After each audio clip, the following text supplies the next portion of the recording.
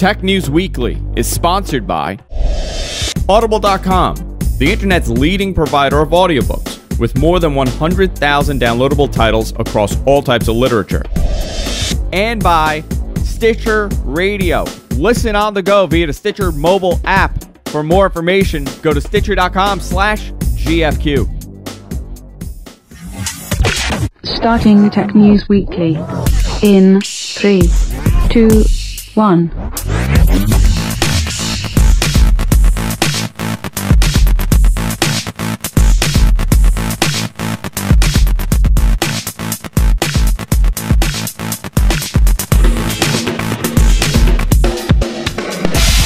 Hey everybody, welcome to Tech News Weekly, our 100th episode of Tech News Weekly. I'm Andrew Zarian. I'm joined by a fine panel today. I'm joined by John, also known as Suncast, for many, many years here on the network. How you doing, John? Hey, what's up, Andrew? Happy 100th episode. Yep, the big 100. I guess we're old now or something like that. I guess that's what it means.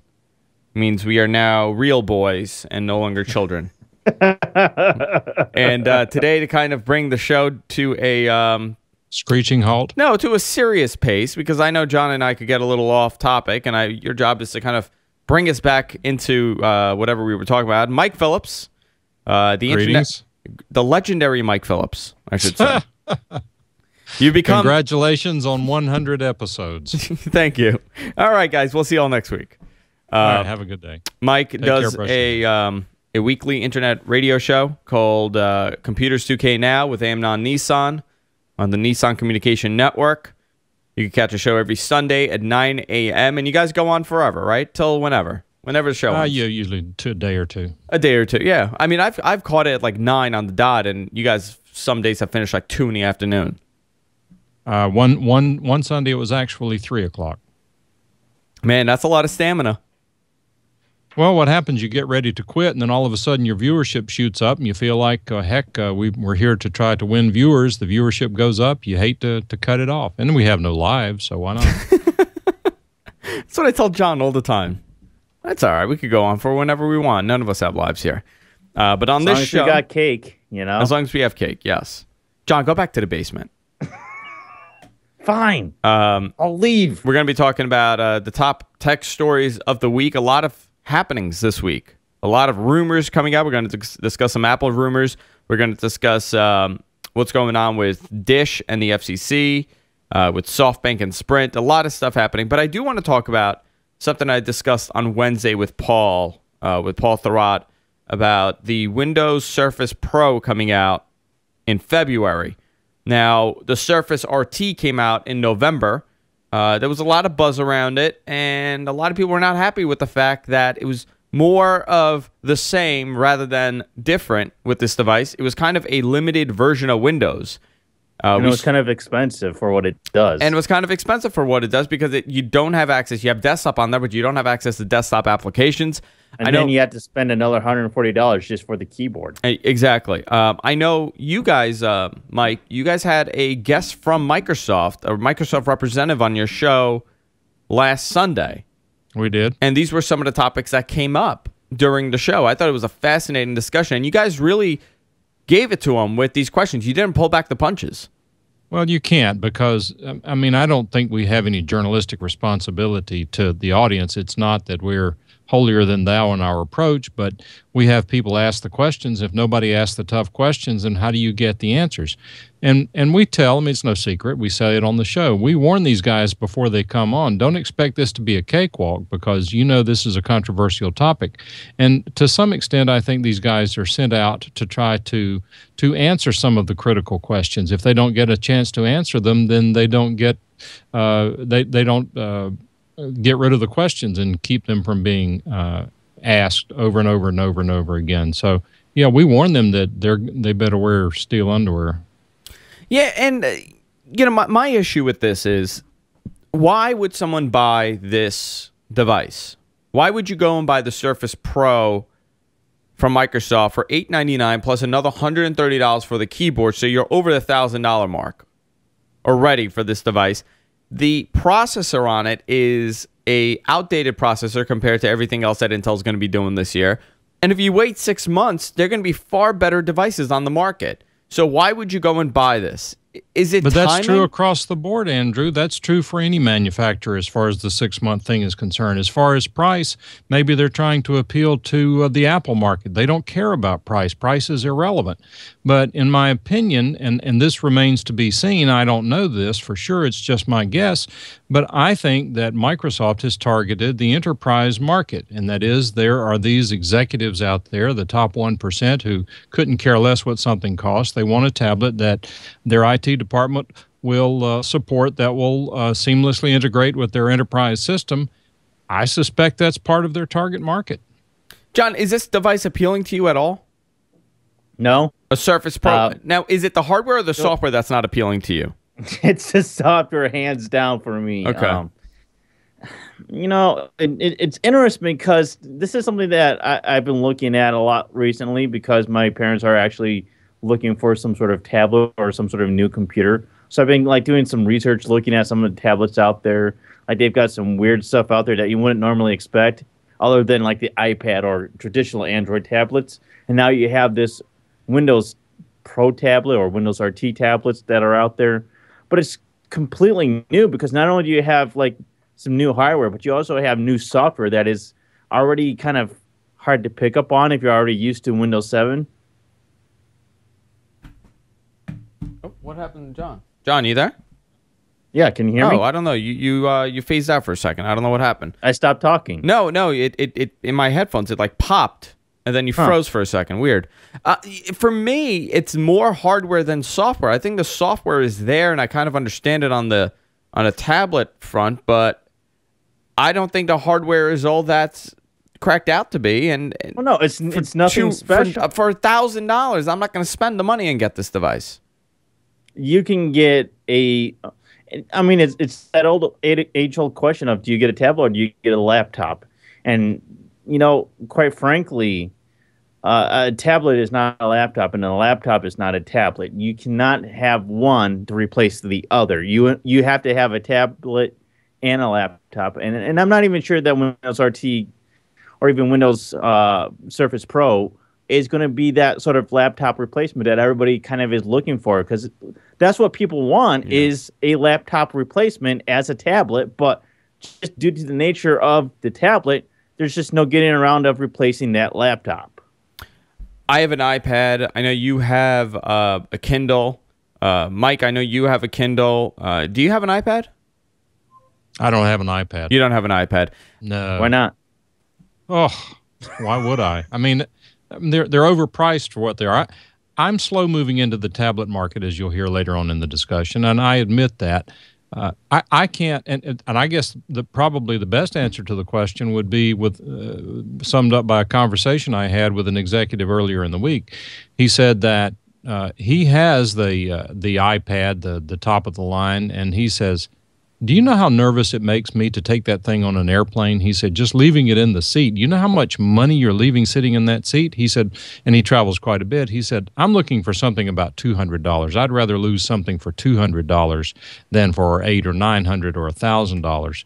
And that's when I said you should get the Nexus 7. It's a phenomenal device. It's a great device. My brother-in-law left his on an airplane last month. What, the Nexus or the iPad? iPad. And what happened? He came back, it was gone? He just plain out forgot it. Oh, you just totally forgot about it? Completely forgot about it. It's a lot. That's a lot of money to forget about and just leave it. Could you imagine finding one on an airplane though? You're like the passenger on the flight after that one, and you find an iPad in there. I would give it back. You can't do anything with it anyway. Most of the time, people fry it before you get a chance to do anything with it. True. I would give it back. I thought this was a fascinating story. Unlock cell phones without carrier permission, possibly to become illegal. Possibly it is going to be illegal. Well, I don't know. There's a time period that it might not be. There's a whole... No, that time period is coming to an end. It's coming to an end? Yeah. Are you sure? You're misreading this story. No, I read another... tomorrow. Yeah, it begins tomorrow, but I also read that there's a good possibility that it may not turn out to be the case. I don't have the story with me. But according to the article, this 90-day buffer that you're talking about started in October. Oh, it started in October. Okay, so I thought there was 90 days for them to turn it over. Yeah, basically, the new rule is a result of the Library of Congress decision to dissolve an exemption to the DMCA, which is the Digital Millennium Copyright Act, which previously allowed mobile phones to be unlocked by users. And while the determination for this to end in October, they wanted to give a 90-day buffer for users to go ahead and get an unlocked device. And so that started in October, and 90 days are up starting tomorrow. I mean, Mike, you know a little something about the law. What does this mean that it's illegal?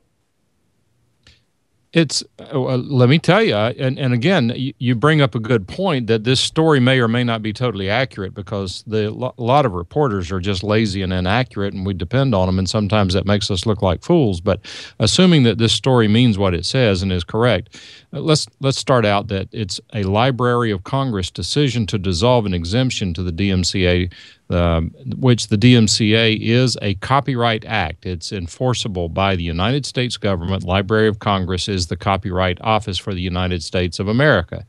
And the DMCA, which has always been somewhat of a controversial act because it is believed by many to have been influenced by big money, particularly the movie industry and so forth, without getting too deep into that.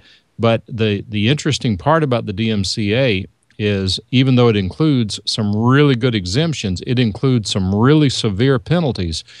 It read at the worst possible light. What if this story is true, and if this law is correct, it means that you could go to jail for unlocking your cell phone. Yeah. That's pretty severe. By the way, let's make it a little bit clearer in that this is only applying to third-party companies unlocking your phone. You can still get permission from the carrier itself to unlock your phone. That's basically the only way they're saying is that you have to buy it from the carrier already unlocked, or you have to get their authorization in order for the phone to be unlocked. It is not, you cannot go to like a third-party company, which is basically what we're used to today, is all these third-party companies that advertise, we'll unlock your phone for $20. Right. Okay, so I mean, to kind of compare this as something, this is, I guess, comparable to when you would get a mod chip installed on your PlayStation, where it was actually illegal to do that. Sure, if a DMCA violation. I don't know. But do you think this is going to be enforceable? Are they going to enforce this? Who's going to tell the government you can't enforce it? I mean, John, are they saying that can I buy this phone and unlock it at home? Can I do that? I don't think anybody is quite clear as far as how this is going to be enforced. Nobody's really explored that, and I don't think that people really have a good idea of what's going to happen now that it is technically illegal. Because you're absolutely right. There are cell phone companies out there that advertise unlocked phones. You go and you buy an unlocked phone from them. Right. I mean, and they're legitimate companies. Providers. So I'm curious if they're actually getting permission from the manufacturers to do this, or now they're going to have to do that. I mean, it's a nutty story. It's nutty to think that they're going to be able to tell you, okay, you know what, your phone could be unlocked or it can't be unlocked. Yeah, supposedly this is all a result of the Library of Congress thinking that there's enough competition out there in this market, so we don't have to have third-party companies unlocking cell phones anymore. Yeah, what was that, Mike?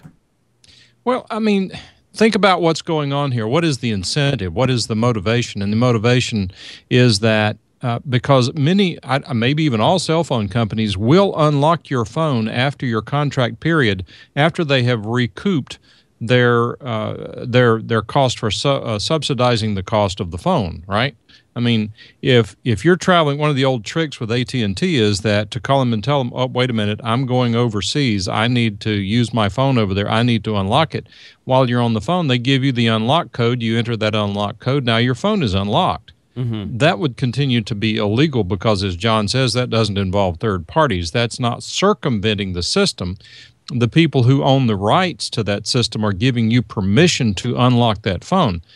I don't think that's an issue. And I think what was it that even in Europe, there is a law that says after your contract is up, the carriers have to automatically unlock your phone. It's a pro-consumer law. Interesting. I suppose that it could be enforced in the sense that how this unlocking works is basically you contact the third party, give them your information, like your IMEI number, and they will look this up on some sort of server, which will generate a unlock code. So I suppose that who's ever in charge of those servers, maybe it's the carriers themselves. I'm not exactly sure, but if the carriers are in charge of these servers that these companies are using to do these unlock code lookups, they could disable those servers. Interesting, yeah. I'm really curious on how this is going to shake out over the next couple months. But how many people are actually unlocking their phones?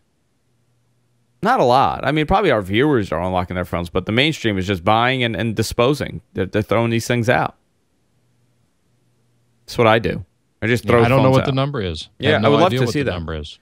But to me, it's a non-issue. I mean, a phone, it takes me 2 years to learn how to work everything on the phone. By the time my contract is up, I'm not really interested in getting a new one anyway. So yeah, I mean, John, you just got your iPhone.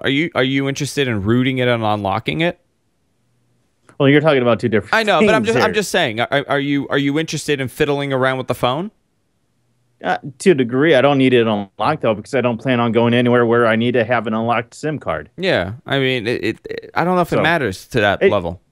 You know, it really is, even when I had my BlackBerry, I had that unlocked, but it's like I had that for several years. I got that in 2007, and I've never been anywhere where I've needed to go to a different carrier.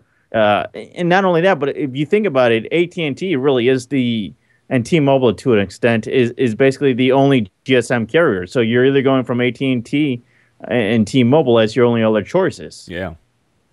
I want to talk about this. Belkin is set to acquire Cisco's home division, scooping up Linksys in the process. Cisco grabbed Linksys up a couple of years ago, and now it seems like Belkin is grabbing that. They're saying that they're going to keep the brand alive and offer support for existing products. They've been very quiet about this matter. They haven't spoken about pricing. Belkin figures that it composes roughly about 30% of home and small business networking retail market in the U.S. So they're going to see a big jump in this. Do you guys think that this is something that's? I found this interesting because we saw Linksys get sold to Cisco years ago, and now Belkin is grabbing that division. I guess it wasn't making money for Cisco. Well, there was always a lot of discussion that Cisco, being the enormously successful and very, very competent company in networking and very sophisticated technologies that they managed, that a lot of people didn't understand why they went for Linksys in the first place, that they did not understand consumer electronics. They don't understand the consumer market. Maybe it may be as simple as that. Maybe they don't understand the consumer market.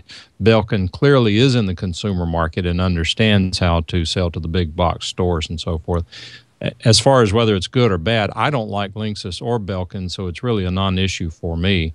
But it could be good for the brand. I've heard such great stuff about Belkin, and I've had 2 Belkin routers. I mean, in recent years. I'm not talking like 10 years ago. And they were the worst things in the world. It didn't work properly. And one of the routers was a wireless N, and it had a wireless N adapter that you put in the computer. Every time I would plug this thing in, it would crash every computer. It was the worst experience for me. Those wireless N adapters, to begin with, generally are made so cheaply that they barely work to begin with. Yeah, I mean, it was just, it was an awful experience. And I was surprised because I've heard such great stuff about Belkin. But I've been a Linksys user for years. I didn't see a quality change. I didn't see anything change over when they got that Cisco label on them. I don't know if this is going to make a difference, but are people buying routers nowadays? Because almost every home network, every ISP is giving you a router now. Well, they're charging for it, though. I don't know. I mean, I guess it's a difference. Well, no, I had Verizon, and Verizon gives you, it's a router built in, so you have all the ports. And when I had Comcast on Long Island, they give you a router with multiple ports. And it's all wireless. I'd rather now started charging for it. Time Warner's charging. Do you have your own? No, John? I don't. I've never had Comcast give me a router. They've only ever given me a modem. And quite frankly, I'd rather go out and buy the router that I want and be able to do with that router that I want without having to worry about any sort of terms. Yeah, with Verizon, it's a little different. A lot of times, I mean, if you think about it, you can turn that router that you have generally into a very expensive router just by flashing the firmware on into something like DDWRT or Tomato. I did that once. I didn't see a huge improvement to the settings. You know, part of it too is you know, you got to know what you're wanting to do with it. Have you? That's something that I've done, and quite frankly, when like DDWRT and Tomato kind of first started out, routers in general didn't have those sort of features that you kind of see now, like the QoS stuff and firewall settings and port forwarding. If you think about it, general consumer home routers did not have that stuff when DDWRT first came out. But now you start finding a lot of these routers have those sort of features that you would find in DDWRT. Only now DDWRT allows you a lot more customization over those features and then some. But everybody's in the router business now. I mean, Asus has a router nowadays. There's so much competition for any kind of consumer product where it's kind of difficult to grab the market. And I could see why Cisco kind of gave up and said, okay, you guys take over. You know, consumer, you guys take the company. I don't know. I think it's that simple. Yeah. I really just think it's just a pure business decision. I doubt it's very. I agree. I doubt there was much cross breeding between the Cisco people and the Linksys people. Anyway, I doubt that there was much going on. I don't know, but I don't think so. I just don't think it's the same market. I think it was probably a business unit decision. But talking about the Belkin routers, I really don't have anything against them. I never had any problem with them. The only two considerations I had are every time I would log into the web interface built into a Belkin router, it was really different from anything I was used to, having used tons of Netgear and Linksys routers. And the other thing is that I've had such good results with Netgear, I've just stuck with it. I mean, it's really as simple as if it ain't broke, don't fix it. Mm-hmm. Now, I don't know this for sure, but I understand that there are actually a lot of OEM companies manufacturing routers, even for these big name companies. One of the big OEMs being Buffalo, who also has their own brand now. But my understanding is that they're actually private labeling an awful lot of routers out there. So who knows how many real manufacturers there are anyway. I want to talk about BlackBerry for a couple minutes because I know John is very excited for BlackBerry right now. Yeah, this is something that's very big in the tech world right now. It's the fact that in just 5 days, on January 30th, RIM is expected to officially announce and launch the new BlackBerry 10 devices. I've been following this story for a while, and we've kind of been hard on BlackBerry, but I think, you know, by the look of this operating system, it's a really pretty OS. It seems to make a lot of sense. That? I do. I actually find the look. I do find it appealing. I find it simplistic, like Apple, like iOS. I think we've seen a lot of screenshots leak out and a lot of blurry cam images and dummy devices of the new devices leak out. And in particular, in my opinion, when you look at like some of the screenshots, in particular, their voice search assistant, that's their equivalent of Siri, in my opinion, looks absolute boring and drab in comparison to everything else. I don't know. I actually find this appealing, and I think they have a chance. Even their voice search stuff. I haven't really looked at the voice stuff. I saw the screenshots of it. Click the link. It's right there in the notes. No, I saw the screenshot. I haven't seen it work. Dope. But it's just basic black and white. There's not even any gradients or any separation between any of the elements in the screen. And that's my problem with it, is that there's just, you can be very simplistic in your design, but you still have to have certain design elements to separate what's on the screen so you can interpret the information in a much more easier manner. In my opinion, some of their stuff just doesn't necessarily complete that. I mean, I think overall, some of the stuff that they're doing, especially the navigation, I think hands down, BlackBerry 10 is going to have the best navigation of any smartphone out there. That's including Android and iOS and Windows Phone. Yeah, they're going to have to grab a certain market. I don't know if they're going to be able to grab enterprise, but they could possibly salvage some of the people that were pro BlackBerry. that have kind of gone over to Android and iOS, because the experience going from BlackBerry to Android, in my opinion, and I could be wrong, I have heard nothing but complaints. The iPhone is a little different. And in a way, you're in that sort of, I think we've kind of reached a point where some people, not everybody, but some people are kind of sick of both Android and iOS, but don't also care for Windows Phone. So they're looking for maybe BlackBerry. Exactly. And I don't think that's necessarily an insignificant part of the market, because I know several diehard BlackBerry users. My wife would take a BlackBerry in a heartbeat over an iPhone, which she has. We went to look at new phones lately. She said, "What are my options?" And I said, "Well, you know, we went through the various everything that was there, and nothing really appealed to her, because she still likes her BlackBerry, and in fact, she still has it and uses it for a directory as an accessory directory thing." So, I know another a guy right now who is still using his BlackBerry from like 4 years ago, because there's nothing out there he likes any better. If he can get bad. Well, I'm just telling you that these guys are out there. I mean, the people who watch this show and who are keeping up with these things are techies, and yeah, they want the latest and the greatest. They stand in line at midnight to get the latest, but that's not all of the rest of the world. There's a big portion of the rest of the world who just want something that works, and for them, the BlackBerry worked well. And John, it's like you said, they have their strengths, and it may be the navigation issue. So if this navigation appeals to them, they may jump from the BlackBerry to the BlackBerry, or even from the iPhone back to the BlackBerry. You always hear about how great BlackBerry handled email. And agree, they still do. And they still, no, I'm saying, like, everybody said, well, the email is great on this. And I always thought, I'm like, you know what? You're going to keep this ancient phone for that reason, for the email.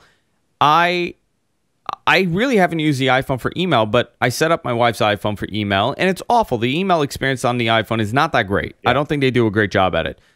Android does a little bit of a better job, but I was playing around with an older BlackBerry. Not an older one, but, you know, one of the current ones. And it was really easy to understand, and I think that's why people like it, is because they're used to it, and it's easy to understand. Their email client is far better, because they know enterprise doesn't have time to fiddle around and just kind of figure it out.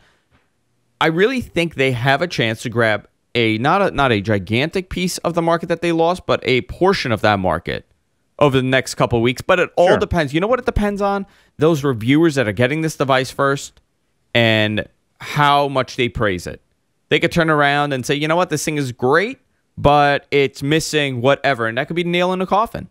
Palm. I'm rather surprised at the media coverage at this point of BlackBerry 10, because I think in large part it has been positive press for BlackBerry 10.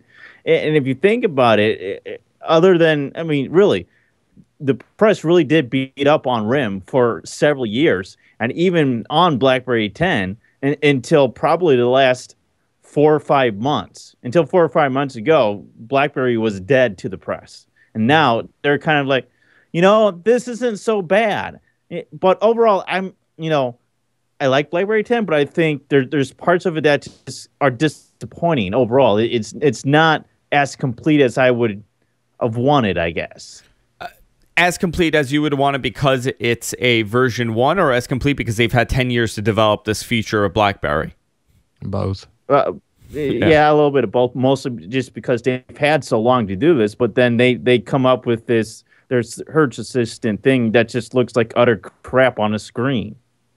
There's going to be it may function just well, but visually it looks like crap.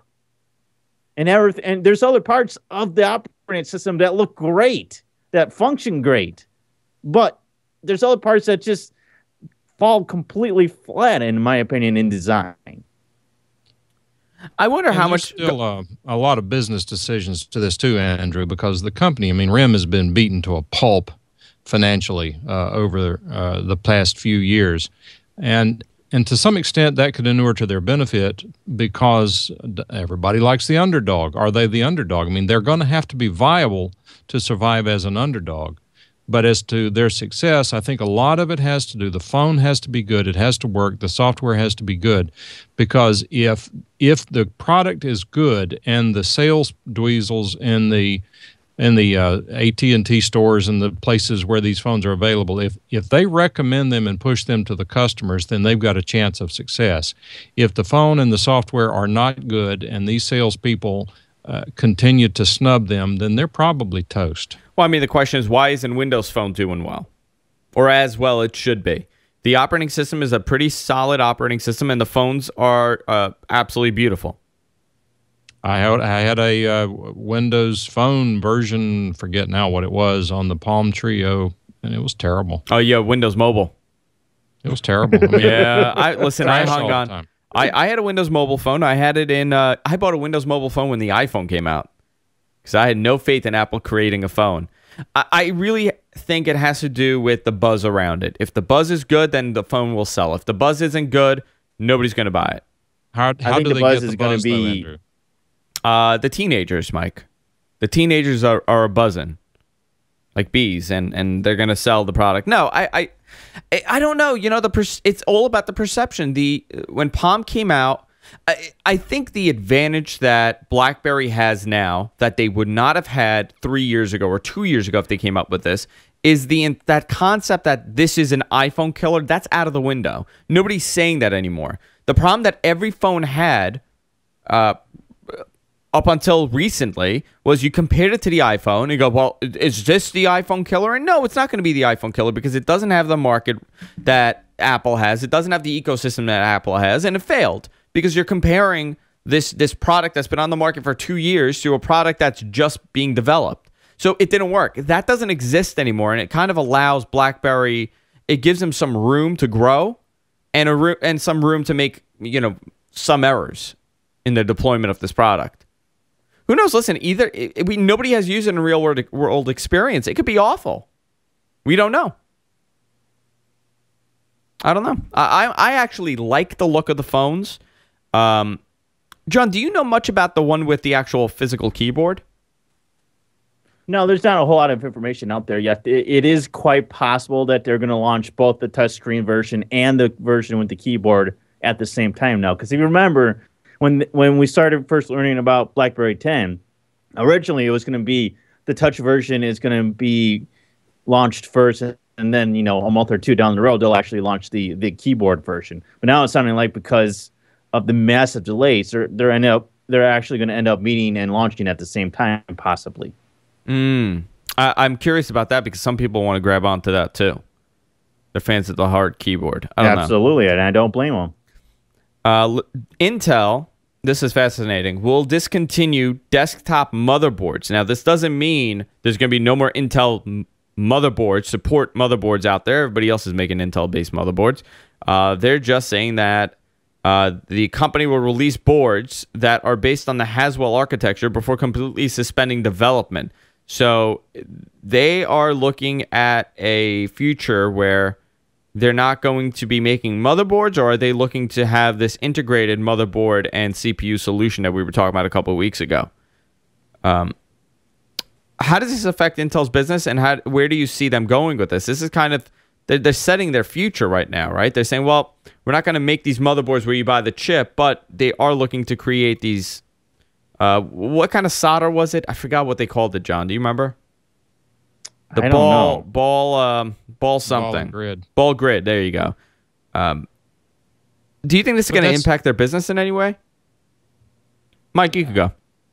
No, I think it's a big non-story. The motherboard part of their business is a completely separate unit because that's not a silicon foundry. That's not where they're making the processors. What they're really doing is taking their own product and making a second product with it. Why? I don't know. I mean, there's so many motherboard manufacturers out there. They're competing in the motherboard market where they have tons of competition, and as opposed to the CPU market where they have very minimal competition. So to me, it's just a non-story. The fact that they're not going to make their own motherboards, to me, is not a big deal. I mean, Foxconn and these other guys make them for everyone else anyway. Why should they even bother with it? I'm curious if this is the actual story from a couple of weeks ago that we were discussing when I believe you guys discussed it too on Computers Who Can Now, where Intel they were gonna eliminate the processor, and it was going to be this ball grid array, where it was going to be on the actual motherboard, and that's what you get. You can't build your own computer anymore. I don't think that's going to be the case. I think it's a couple things that they're trying, and the stories are just getting mixed into one. I think, in a way, they're trying to shift strategies here and shift into the future. Because I think what they're seeing is that they want to get into something that's a little bit more future-proof right now, other than desktop motherboards. And like Mike said, there's so many other manufacturers out there that create motherboards. There's Gigabyte, there's Asus, there's MSI, there's all these other companies that create motherboards. Intel is just another one of those, and quite frankly, they don't do that big of a business compared to some of the others like Gigabyte and Asus. Actually, I think they do a very large OEM business, John. I know at one point, I don't know this, I think I recall at one point Dell was actually buying their motherboards from Intel, that Intel was OEMing them to Dell. So there's a lot we don't know about that, but again, why does Intel need to even be in the FR4 motherboard business? It makes no sense to me why they do it. I mean, if you pull up the data sheets and design notes for Intel processors, these other manufacturers, except for the configurations of certain peripherals, they're using Intel's design notes to lay out the motherboards. The designs are pretty well static. They're not completely out of the motherboard desktop game. It actually says what they're going to be focusing on are creating form factor reference designs for the Ultrabook, tablet, and desktop markets. Yeah, I mean, they have to get into, and this is something that Intel did bizarrely wrong, was that they did not enter the mobile market.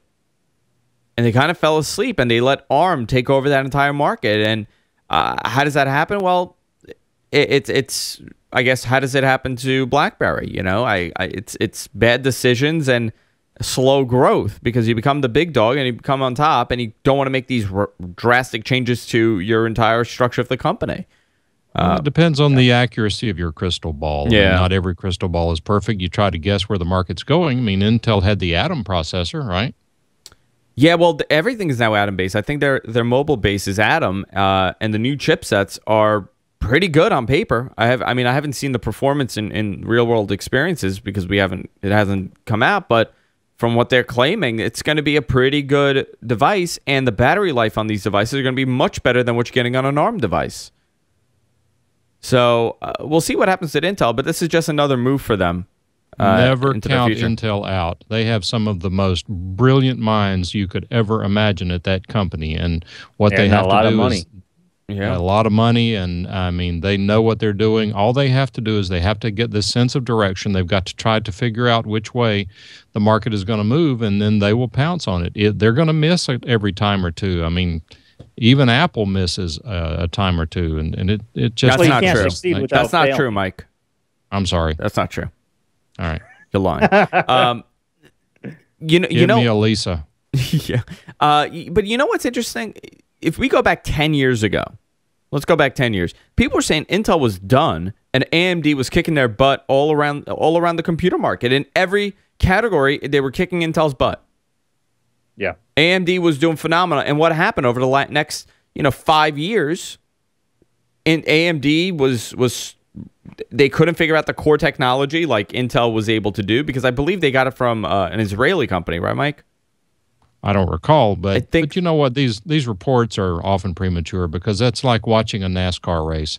One car pulls out in front in the third lap. So what do? You leave and leave the race, because since he's ahead, he's going to win the race. No. They exchange positions. One car, they stumble, and one car pulls ahead. The third car passes the first two.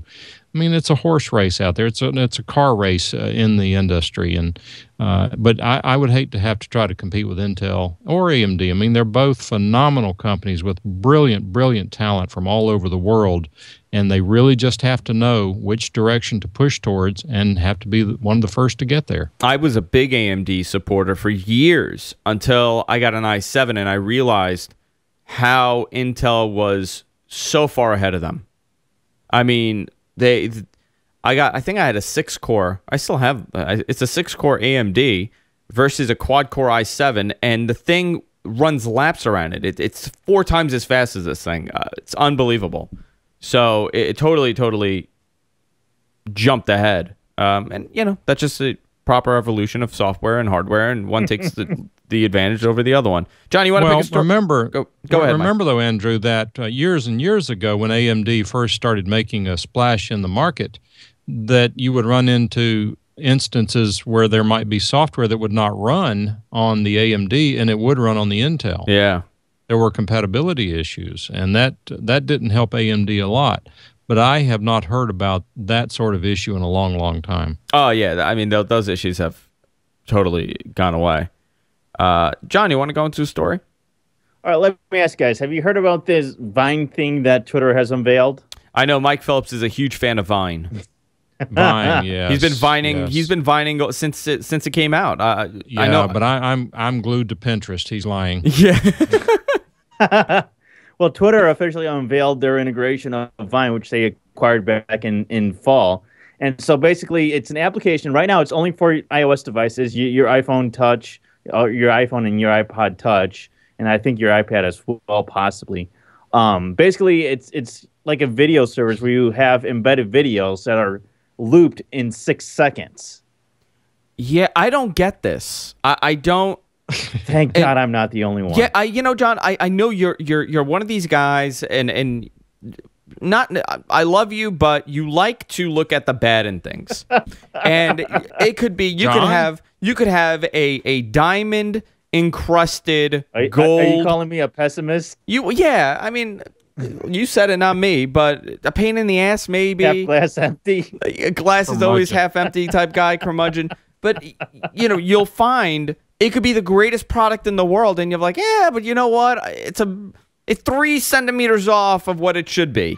Andrew, this Vine thing, you know, when I saw it, the first thing that came to my mind was high-quality animated GIF. But I don't understand what it is. Is it a video, or are they images kind of put together? See, I think Mike and I are kind of on the same page here, and I think that's basically the first thought I had was these new cinematic GIFs that are out there now, which is all the rage, which is really cool. And I think that's kind of what they're trying to replicate with this Vine thing, and it only being 6 seconds long. But at the same time, it just really isn't like the cinematic GIFs that you see. It's almost like stop motion kind of a thing, which is kind of really bizarre and almost jarring in my opinion. When you watch it, I honestly cannot really stand to watch any of these videos. They may be the coolest things ever that you're trying to film, but it's so stop motion-esque. But here's the thing, I really can't stand watching it. Maybe I haven't seen a really good Vine video. I don't know. None. Maybe I haven't. There aren't. There's people that are trying to do like neat things, but the whole idea just to me is not neat to begin with. So pretty much. I think there are some GIFs, some animated GIFs out there that are really freaking cool, but I don't think this 6 second stop motion kind of looping video thing measures up to that whatsoever. Yeah, I'm trying to figure out what it is exactly, and I was listening to a show, and they were praising this thing. They're like, "Oh, this is the coolest thing. It's like Instagram, but for video." And I said, "No, it's really not. It's not really Instagram for video because it's worse than Instagram." And they were saying, "Well, this prevents people from making really crappy videos because you only have 6 seconds of a limit." I don't think that's what prevents people from making crappy videos. I think all it is just stills that they stitch into a video or something like that. It's almost like stills that they're making into a video in a way. Yeah, really weird. Really weird. Quite frankly, 6 seconds just isn't long enough. It's jarring in my opinion. I do not see why anybody is fascinated, likes this, or to me, it's the same thing as Instagram. And I think, in a way, Instagram is at least a little bit better because I can at least kind of look at the photo and kind of get an idea of what's going on. But with this looped 6 second stop motion thing, it's just, I don't like it. I can't stand looking at them. I've seen it had an article with like 6 of the best so far, and I'm just like, this is the best so far. Mike, let me ask you, do you take a lot of photos with your camera phone, with your whatever phone you have? No, I don't. See, I'm big with the taking pictures of the camera and sharing it. Yes, and you are. I do it all the time. Yes, you do. What I don't understand about Instagram is this. We have evolved with our picture quality. I mean, it's gotten so good over the last 3 years with these camera phones.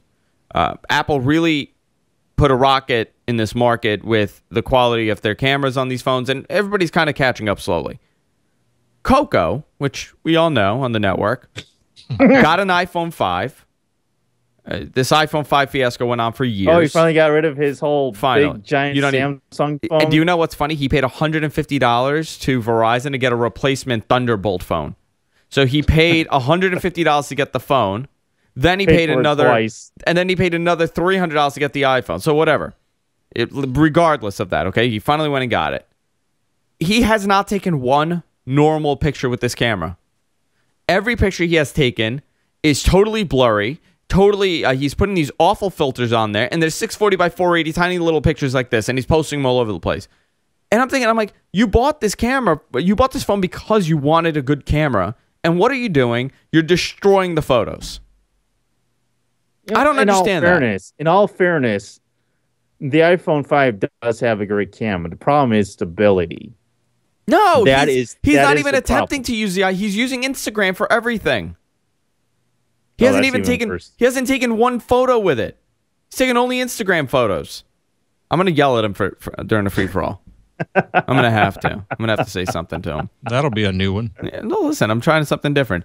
NYPD launches a crime reporting app for citizens. The New York Police Department has launched its first official app. The NYPD app will be designed to help facilitate the NYPD's mission to enhance the quality of life in New York City by working in partnership with communities in accordance with constitutional rights to enforce laws, preserve the peace, and reduce fear. The app seems to fulfill the goal by leaps and bounds. Not only does it allow citizens to easily access crime stats, see most wanted lists, and get precinct informations and view rewards for other information in crimes past, for information about crimes, past crimes. I don't know. Do you want to have an NYPD app on your phone? Well, not from North Carolina, that's for sure. No, but I'm like, we always have this discussion about Big Brother, what they could possibly get from you and what kind of data mining these apps do. Isn't that the question? I mean, this information, can't you get it anywhere? I mean, the fact that it's going to be available as an app on your phone, I don't know. If you're into that sort of thing, if you watch the crime shows and so forth and you want to have instant up to the moment, top 10 most wanted people in New York so that you can, I just saw that guy, want to pull it up? Sure, but you do raise an issue with regard to privacy concerns. Are you really? What was the comment that I saw? It said that if this app really gave you up your identity, it would never have been approved by the Apple Store. Is that true? Let me ask you. That's what they're saying. And I brought this situation up numerous times, okay? Data mining is a main thing with a lot of these apps. That's how they get information. That's how the applications are free. They pretty much get your info. When you, let's say these, and I brought this up 1,000 times, and people totally forget about this. Over the holidays, everybody that I know is going to the mall and they're shopping. And because they don't want to take the 3 seconds it takes to memorize their parking spot, they'll do these, GPS, geolocatable, whatever applications. All right. So it'll say like, okay, I'm here. Okay, my phone is now located in this place. I don't understand how people kind of disconnect the fact that you're giving the exact location of yourself and your car to this unknown company. They know where you are. And it's not a large company. A lot of them are smaller applications, but they could sell that information. You don't know what they're really doing with the app. How is Apple going to prove that I have sold the information? I think that's just the world we live in, though. Yeah. I think you're trying to pick on just this like one little thing, but I think this happens with a ton of other stuff out there to begin with. Period. Even if you're like giving your email address to purchase something on the internet, I think that sort of thing happens. I don't know. I'm a little concerned with that whole story, but we'll see what happens. I mean, are you really going to be concerned about giving your information to the police? Listen, they could get it regardless, but I'm going to play that side a little bit now. If all applications to be upset about collecting information, it's the NYPD you're upset app. with the police. Yes, I don't want to give my information. I'm going to destroy the phone. I'm at that point. You're one of those crazy anti-militia type of people that live like in the middle of nowhere. Yes, because you don't want to be tracked. That's exactly who I am, considering I live in New York City. It's great. All right, let's do one more story in the pick of the week, guys. You want to pick the story, John? Yeah, you didn't give me a heads up on this one though, okay. So I can pick something. Okay, pick something. How about this dish story that is kind of interesting because as everybody knows, Japanese company SoftBank has been in a deal to acquire Sprint, and Sprint has a huge thing with Clearwire. Actually, SoftBank does too, and so they're looking to actually acquire Clearwire. But at the same time, Dish has kind of come out of the woodworks and says, oh, hey, we're interested in Clearwire too, and we'd like to have a shot at bidding for Clearwire, which they have. But now they're going a little step further and saying that they've been requesting the FCC freeze its review of SoftBank's Sprint deal in a way to sabotage Sprint from buying Clearwire so that Dish has a better chance. Do you think this is going to happen? I think Mike would be better suited to answer a question like that. Mike? Anything is possible. I mean, the whole thing smells to me. I mean, it's really a grab for the spectrum as I understand it. And companies get really aggressive, and it depends on whom you know and how much influence you have with them. So while I never say never, I mean, it's all possible. We're seeing some things happening politically and economically in this country we never thought would happen. So I guess it's possible. Yeah. Yeah, it's I don't know. This is kind of reminiscent of the Apple versus Samsung kind of war that we've seen going on now. It's Dish versus Sprint / SoftBank / Clearwire. I don't know what I thought it was a done deal.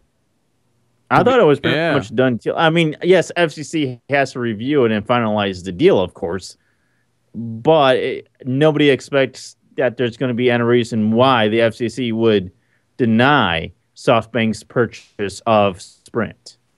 Yeah, I mean, SoftBank, it's not like it's another... It's not like another AT&T and T-Mobile merger. Yeah. Yeah, I'm curious about this. We'll see what happens. All right, guys, let's do our picks of the week. I have a pick. I know Mike has a pick, and I don't know about you, John. Did you get a pick? I got a pick / tip. Okay. Do you want to go first? I can go first. It's really quick. It's you have the banner up and everything, right? Yeah. I'll make sure of that first. Okay. It's more my pick this week is more of a tip than it is kind of a pick. I read this article, I think it was earlier this week, and I think you saw this too, how you can actually just take a plain old cassette tape case and use that as your iPhone stand. I saw it. It was going viral. Yeah, I did that, and you know what? It works really well. I'm surprised at just how well it works. I'll try and hold this up here for you. I don't know if you can see it very well, but it does work really well. I mean, all you do is you take the case and flip it around so that it stands up with part of it, and you just put your phone in there, and it's really cool. It works really well. I really do enjoy having this on my desk now and being able to see every time that I get a notification. And I just can't believe how something so simple that most people probably have lying around buried somewhere in a box that they can just use one of these as a stand. And you don't have to go out and spend $30 on an iPhone stand. Sure, it might not have a charging port in there, but if you just want something cheap that you can throw your phone on and stand it up with, I mean, what better way than use an old cassette tape case? It's a good tip. I know Mike has a lot of those laying around. If you have one. Thousands of them. Mike, what's your pick of the week? Well, it's funny because I'm not exactly sure what the name of it is. At worst case, it's the Kindle Fire HD. I received one for Christmas. It's my first mobile device. But the pick is not the Kindle Fire per se. It is actually the software, the cloud service that goes along with the Kindle Fire HD in particular. And I don't think this is, I don't know about the iPads and the Nexus 7, so forth. They maybe they all have the same service, but something happened this past week that was quite interesting, and that is that this Amazon service for the Kindle series, including the Kindle Fire HD that I have, they give you this top secret email address, and when you mail an attachment to that email address, whether it's HTML, PDF, or Microsoft Word, when you mail that document to that email address, if it's an approved email address, and you can have many, then that document shows up as a book, an ebook, or a document on that mobile device. Wow, big deal, you say. Well, an interesting thing happened this week. I had some documents that were not really exciting to read that I needed to go through, and rather than print them out or sit there at my desk and stare at that computer another 2 hours reading them, I said, what the heck? I just forwarded them as an attachment. It was an email that it came in, for example. I forwarded it as an attachment, HTML attachment, to this Kindle address. When I had something else I had to go do where I had some downtime, I grabbed my Kindle Fire HD, and while I was waiting, I opened it up, and I was able to consume 2 documents that I probably would not have read yet if I had not had them with me at that dead time. It was time that was put to good use, so I really like the way Amazon has designed this support system for the Kindle series, because it's turned for me, the Kindle is not just a fun thing to have or a convenience. It's actually increased my productivity. That's great. And I'm getting pretty excited about some of the possibilities in using that particular service. Yeah, John, do you have the cloud storage with yours? I don't really use it. I don't use my Kindle very much to begin with. So Well, you have the older one. It's the older one, so it's a little bit more of a pain to use. And I'm always in front of my computer anyway. But I have seen a lot of services that use these email addresses to be able to send information. I think Twitter does this as well. Tumblr does this. I use this with Tumblr a lot, where you can basically just email something to the service and it uploads it to their service, which is really cool that they can do this. But one thing about the Amazon service is, and maybe the others do this as well, but they actually reformat the document. When you get it on that Kindle to read, it fits the Kindle. It fits it very well. A friend of mine has written a book, and she wanted my wife and me to review the book and look for typos, things, and so forth. She sent it to me as a Microsoft Word document, 300 and some pages. Well, how are you going to read that? I mean, you're going to sit there reading it off the screen, what a lot of people would. I emailed it to my Kindle, and when I brought it up, it was just as if she had published an ebook, and I was sitting there reading it as a book on the Kindle. Again, that may seem like a very small or inconsequential thing, but it's making a big difference in the way I consume printed content. That's great. That's a great pick. My pick this week is, I had a different pick, and I had a little issue getting it up and ready, but I'll have it for you next week. My pick this week is something called Airtight for Google TV. And what this allows you to do is do AirPlay functionality from your iPad or Mac or iPhone to your Google TV. I actually was about to go buy an Apple TV, and then I started doing some research to see if I could actually stream the movies or YouTube clips, whatever the case is, to my Google TV via my iPad. And I found this great application. It's called AirPlay. It's in the Google Play Store. And the thing works, it works great for what it is. I mean, there's some hiccups here and there, but 90% of the time it's working perfectly fine. Games, I don't think work yet. I've tried it a couple times and I had a couple issues with it, but I believe with the next version it's going to be compatible with some games. But this thing works great. It's amazing. It works directly from iTunes, from your iPad, your iPhone, your iPod Touch, and goes directly to the TV. I was looking at YouTube videos for like a good 3 hours on my TV, when normally I would have a little, the iPad in front of me and watching it that way. I installed it. It was either free or 99 cents. I'll have it in the show notes. I can't tell now because I bought it already and won't tell me how much the application is. It wasn't too pricey, but well worth it. Instead of going and spending $99, I just downloaded the app on my Google TV, and the thing works great. So my pick is Airtight, AirPlay on your TV. It's available in the Google Play Store. We'll have a link in the app in our show notes when we post the show. Guys, I want to thank you for joining us for the 100th episode of Tech News Weekly. If you miss any portion of the show, you could, of course, catch it on our website, gfknetwork.com, where we archive all our shows in audio and video form. You could also subscribe. We're on iTunes. We're on Windows Phone Marketplace. We're on anywhere the podcasts are available. That's where we are. John, any plugs? What are you promoting? You can check out my music blog website, Amadeus. It's spelled AMADAIS.com. I just put 2 posts on there from 2 great videos on YouTube that I found of cover artists. It's basically just artists out there that are doing cover songs, and they're freaking amazing at this. You would not believe some of the singers that are on YouTube and just how great they are. Super amazing. If you want to check out some of those videos, just go to Amadeus.com. And you can also follow me on Twitter at Suncast.